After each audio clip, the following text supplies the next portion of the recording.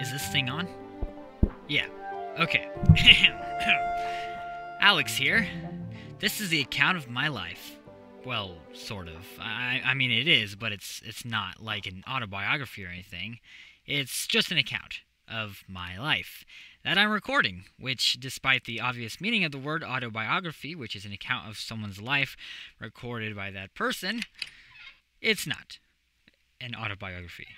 It's an account of my life by me. Sounds real intellectual, Alex. Hey, Maddie. What are you doing here? I'm looking for my notebook. What are you doing in here? This is my room. Maybe it's in the closet. Maddie, you... But...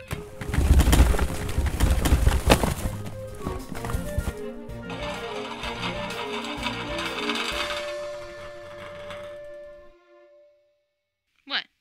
Never mind. Wow, it's like a forest in here. No, a jungle. Jungles have more ground foliage. The closet is more like a jungle because a jungle is just filled with ground foliage. Stuff you can trip over and sink into and be trapped by. I get it. Maddie, you won't find it in there. I found it! You found your notebook? No, I found my pink fuzzy jingle pad. I lost this 3 years ago. Man, you need to go through your stuff more often. Maddie, can you do this later? I'm trying to record my journal Record your journal? Yeah, I wanted to go over the things I've learned since starting college a couple weeks ago. Is that a microphone? Cool, let me see it.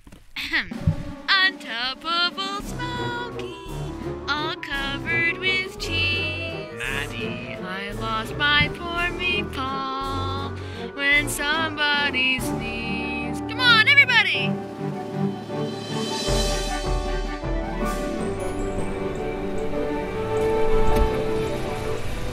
Excuse me, sir, could you give me some directions? Where are you headed, young man? Home, actually. This college campus can get pretty confusing. If you can point me in the direction of the highway, I can make it from there. Here, take this map. I know the campus is confusing, but you'll be fine if you just follow the map and keep right.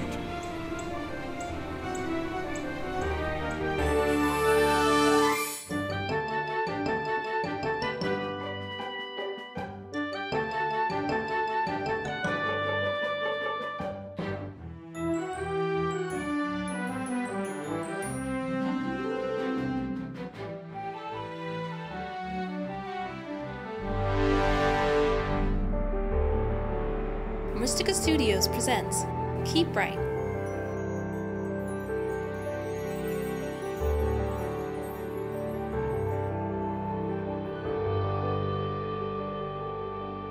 Hey everyone, I'm back. I'd like to apologize for that interruption, that long interruption. Maddie likes technology. She also likes to sing, hence 2 hours of folk songs, children's ditties, and random near rhymes put to near rhythms. Anyway, as I was saying, I want to take down the things that I've been experiencing in my first week of college, and some lessons. These things range from the spiritually deep to the shallowly silly but still prudent. What's remarkable is how quickly you learn when you're tossed into a new and uncomfortable world. I learned something the minute I woke up bright and early that first day of classes. Never set your alarm to radio without first checking the station and volume. Ah! Whoa! Yeah, that was bad. Anyway, that was my first day of classes and my first day of work outside the home. I've never had a job like that before. Not to mention the fact that I grew up a Christian conservative who mostly spent time around other Christian conservatives. College is a very different world. The world is a very different world. Getting it all at once was like a culture shock, you know? Oh my goodness! Okay, so it wasn't out loud, it was more like in my thoughts. Oh my goodness! Yeah, that's it.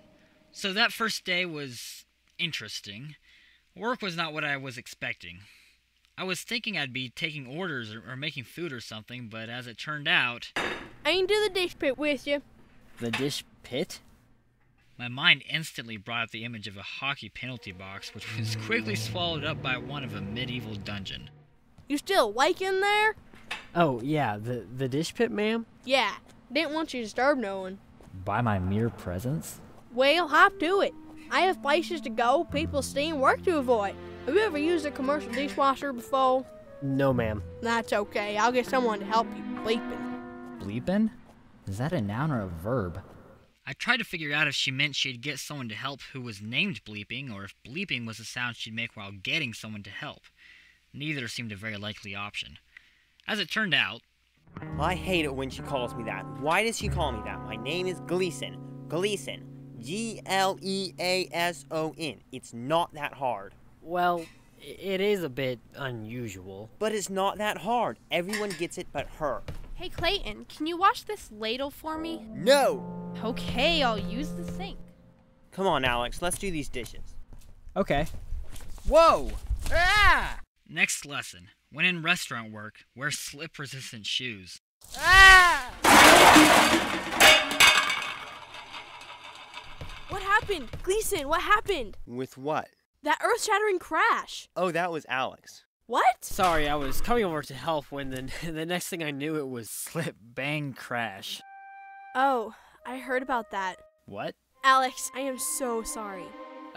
Thanks, but I'm fine. I have my foot stuck in a potato mixer, but otherwise... I thought she was overdoing it. She looked at me like I was a bunny robbed of its favorite carrot. Just give me a second. I'll get it off. Gleason, I can't believe you asked with what. I asked what was happening and you said, with what? Don't you have any pity on this poor boy? Man, this is a lot of fuss over a potato mixer. Hey guys, what? See? Travis came all the way from the other end of the food court to find out what happened. With what? With that earth-shattering crash. Oh, I thought somebody dropped a dish. Dropped a dish? What did you come here for anyway? I wanted... Never mind, I don't care. How can you be so casual at a time like this? Look at him. What? Find your humanity. Look, all because some kooky kid gets his shoe caught in a mixing bowl is no reason for me to find my humanity. If you don't think that's enough reason for you to find your humanity, then you have a point. Always are. Oh, come on, you've got to be kidding me. Hey, listen up, y'all. Into the office, all y'all. See you guys. You too. Excuse me, ma'am, but I don't work here. March. Okay.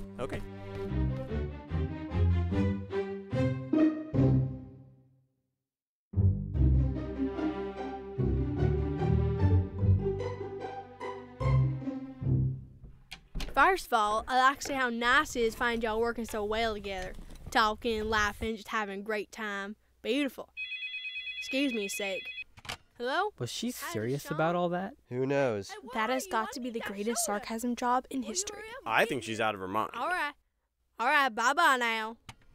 Okay, I called you in here because I got something to say. The faculty is just having a special dinner upstairs this weekend in honor of one of the professors who's retiring. Out of all the restaurants in this university's food court, they chose us to do the catering. Cool. So you think ours is the best?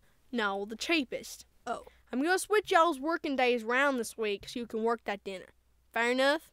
Yeah? Sure. That sounds good. Thanks a lot, but I think I'll pass. Okay, but you'll fail. I beg your pardon? I've talked with your professor. It's all set. This dinner is counting for that test you're going to have in that culinary class of y'all's this week, and you'll be graded. What? But that's unconventional. I was thinking more like desperate. No one's available to work this Friday night. Anyway, it's going to work same way for that girl Cinnamon. Paprika. Guess who that? Alright, that's it. Y'all can get now. Alex? Yes, ma'am? I like your enthusiasm, but from now on, don't mix the potatoes with your shoe. It might get stuck in the bowl, and it might ruin the potatoes. Yes, ma'am.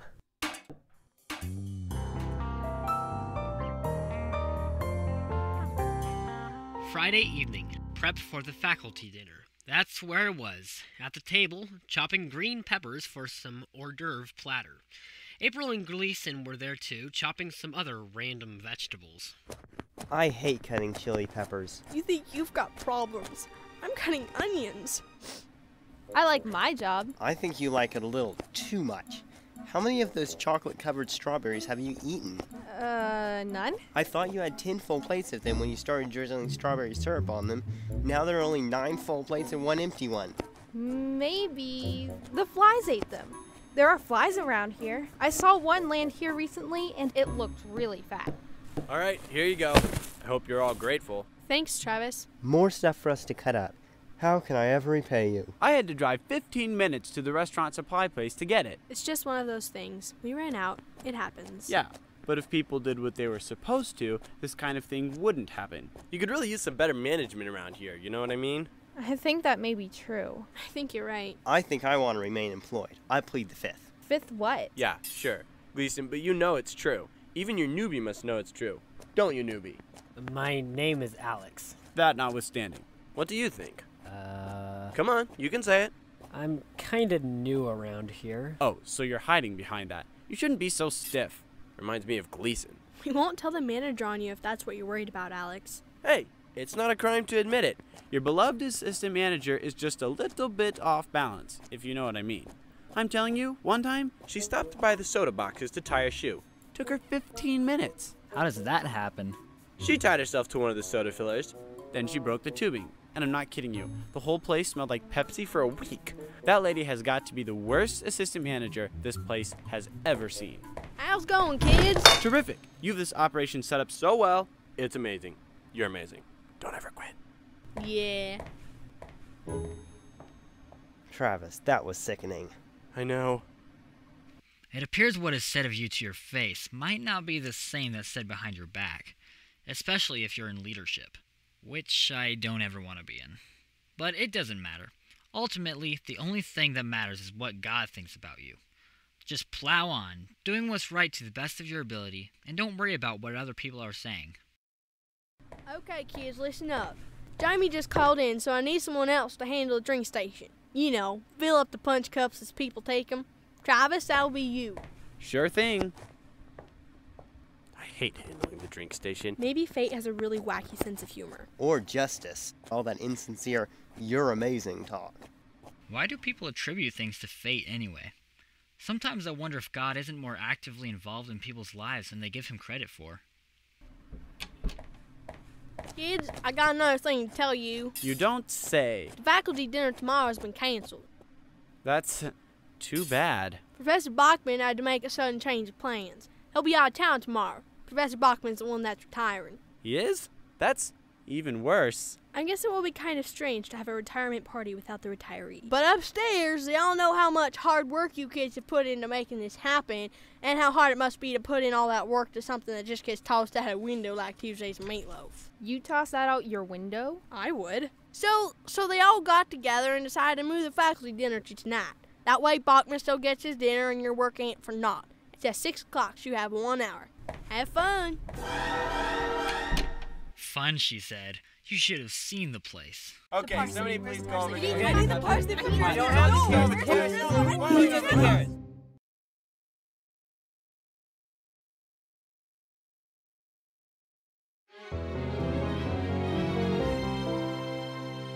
That kitchen was chaotic. It was nice for you that you didn't have to see it. Unfortunately, I did. Gleason, where's the cookie dough? Let's move this grease on the floor. Hey, what are you doing? I need that. No, I need to Somebody drain that Over there is the water. place. Okay, this is ridiculous. Absolutely. I'm not gonna. Okay, That's that's it. I quit. You can't leave now. Watch me. You're going to get the rest of us in trouble. We won't get this done in time without you. We might not be able to get it done on time with you. Look, why should I break my back getting their dinner ready on time? Because if it's not done on time, then... Then it's not done on time, so their dinner will be a little late. What do I care? Why should you care? It won't affect you. The restaurant will get in trouble. Like I said, it won't affect you. I am discovering that attitude is not uncommon in the workplace. Hopefully it's contained among non-believers. If it isn't, it should be. Christians have a reason for having a good work ethic that's way more profound than merely avoiding bad consequences or trying to get ahead in life. As the Bible says, whatever you do, work at it with all your heart, as working for the Lord, not for men. It is the Lord Christ you are serving. Earth to Alex. What? You phased out again. Come on, we have work to do. Not we, Gleason. You. I'm out of here. Hey everyone, the president of the college just decided to drop in on the festivities. Now, I don't care if you serve licorice water to them professors out there, but if the president don't like what he gets, somebody's going to get failed, fired, or deported. Deported? I wonder if Travis heard that part about getting failed in class. Probably not, or he would have All right, let's get this thing rolling. done that. Oh. What are we doing? I'm flattening all the ground beef chunks in these pans into hamburger patties. I see. Hand me that empty pan. Sure. What are you going to do? Oh! There you have it. Instant hamburger patties. Motivation is a beautiful thing. It makes some people's minds go a little crazy sometimes, but it's still a beautiful thing. We have 25 minutes, guys. Let's make it good. Now, how can we get this done in 25 minutes? Hire a catering service. You think too hard, Travis. Everyone can keep up with their initial assignments. Just be inventive as far as ways to save time. Except maybe you should do the rest of the burgers. Sure thing. Check this out, everyone. A lightning-fast way to drizzle 75 chocolate-covered strawberries with homemade strawberry syrup. What, by beating the syrup around? How's that gonna...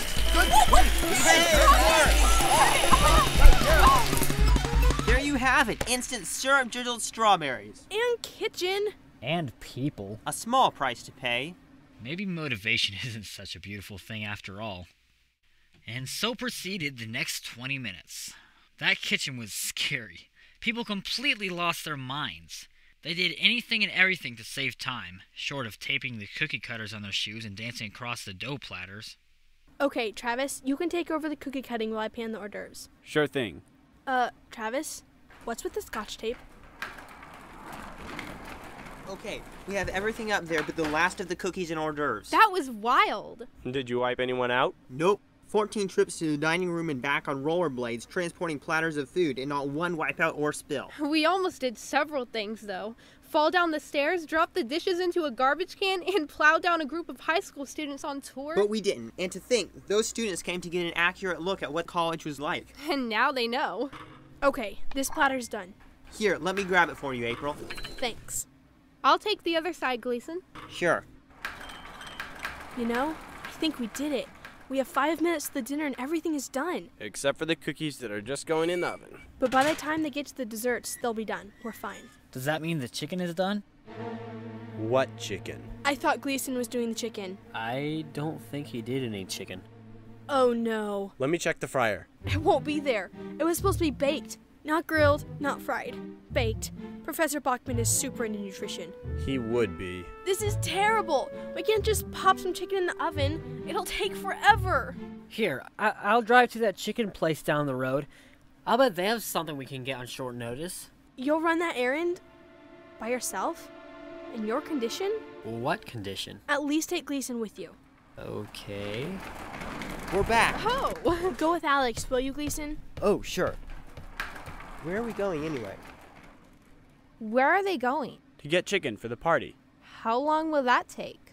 15 minutes, maybe? But the party's supposed to start, like, now. Yep, we're in trouble. Enjoy re-enrolling for your culinary class next semester. We're not licked yet. Remember what you said earlier, April, about a retirement party being a strange thing without the retiree? Yeah? So they wouldn't start until Professor Bachman gets there. Travis, what are you getting at? Through the unpleasant experience of having taken one of his classes, I happen to know that Professor Bachman is big into psychology, and therein is the answer to our problem.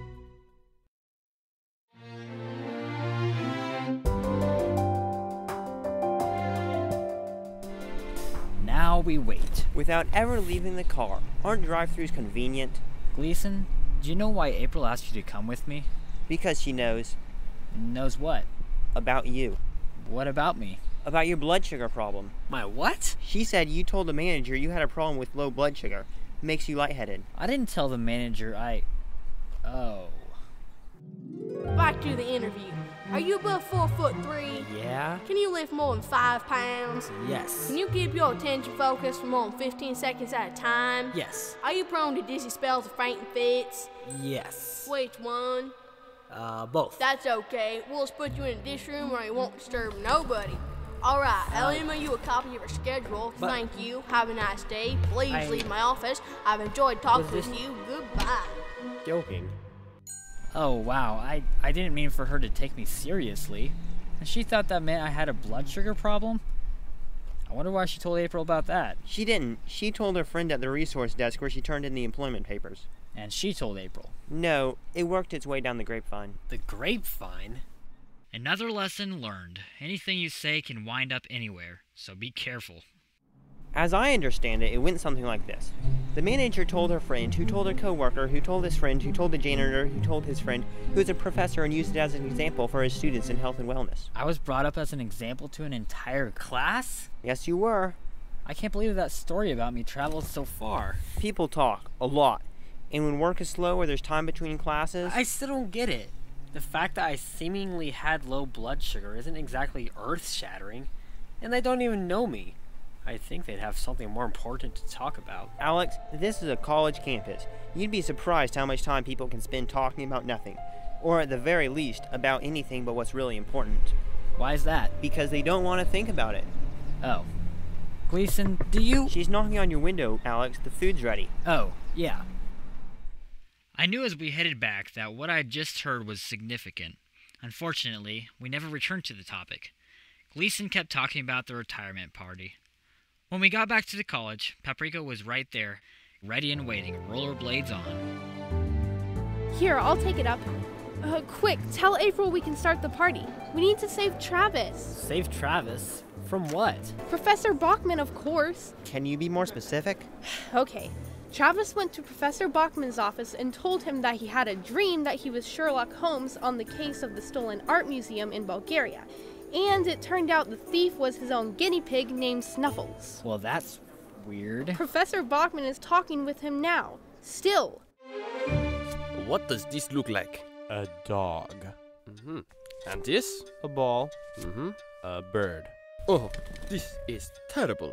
These are all depictions of some of the greatest events in world history. Those ink splotches? Oh, this is not good. You see everything in very simplistic terms. The complex realities of life are passed over in your childish mind. My what? What does this look like? A great white elephant decorated in jewels, gold, and purple cloth being brought to the Taj Mahal for use by the great king in power at the time of the taking of this picture. Great white elephant? This is surely temple. Oops. Here, I'll take the chicken. See ya. Coming through. Excuse me. Make way. Let's go tell April.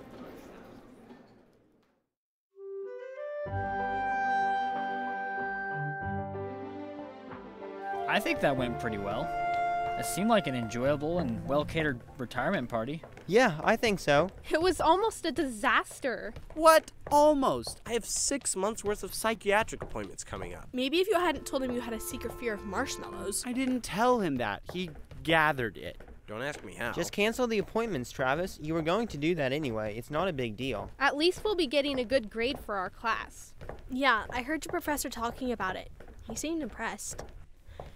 And here we have arrived. The kitchen. It must be clean before we leave tonight. What a nightmare. Yeah, and your strawberry syrup time saver didn't help anything. Neither did your antics with the condiment bottles. This will take hours. This will take days. I don't believe it. I haven't seen it this clean since I first started working here. Who could have done it? None of us did, right? Yeah. Wasn't I me. didn't do it. Right, so the only one here was the assistant manager. Who is, if I recall, the worst manager this place has ever had. Okay, fine. So I got a little egg on my face. We all do once in a while, don't we? Yes, we do. And the ability to admit it is a good step in itself. You know, another thing that can be learned from this is people can surprise you. Be careful about what you surmise based on first impressions. And so, what main lesson, or rather reminder, did I draw from the little happenings of this first week?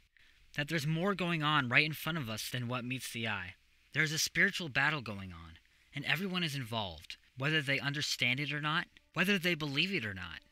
The more I watched and interacted with my coworkers, the more it was impressed on me how I'm mainly only seeing their work conversation, their banter, and their small talk. But there's so much more going on than that. Everyone has a soul that will live forever. Everyone has a conscience, emotions, loves and hates, and a lifetime of experiences that are completely unknown to me. I wonder if, when we look at unbelievers, sometimes we forget all that. The Bible says, "Be wise in the way you act toward outsiders. Make the most of every opportunity. Let your conversation be always full of grace, seasoned with salt, so that you may know how to answer everyone." Hi, Alex. Oh, cool. You're still on the mic. Here, I have a perfect way to end your broadcast. It's not a broadcast. A Bible verse from Colossians. Devote yourselves to prayer, being watchful and thankful, and pray for us too, that God may open a door for our message, so that we may proclaim the mystery of Christ. The end. That was pretty appropriate, Maddie. Did you look it up before you came in? No, it was in my Bible reading this morning. What's going on here? Alex is playing with his recorder. And there you have it, folks. Thoughts of Alex Smith. Part 1 of the one-part series, Ponderings from the Dish Pit. That heart-wrenching tale of conflict, peril, and mashed potatoes. Next up we have the Smith sisters singing. Well, I walked around the corner and come on, Caitlin. Walked around the block and I walked right into a donut Here shop. we go again. I picked up a donut. Come on, Alex. Off the grease and I handed a lady a piece. Well, she looked at the nickel and she looked at me, and she said, "This nickel is no good to me. There's a hole in the middle and it goes right through. Well, lady, there's a hole in the donut too. Thanks for the donut, you bet."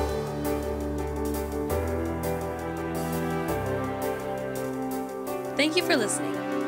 Today's vocal talent included Keagon Doyle, Jessica Tull, Joel Walley, Greg Tull, Brandi Doyle, Heather McDermott, Brooke Noble, Willie McDermott, and I'm Keenan. Today's episode, Ponderings from the Dish Pit, was written and directed by Meghan McDermott. Music was by Charles Sivils. Sound design was by Meghan McDermott, with assistance in sound recording by Heather and Kelly McDermott. Keep Right is a production of Myristica Studios. See you next time!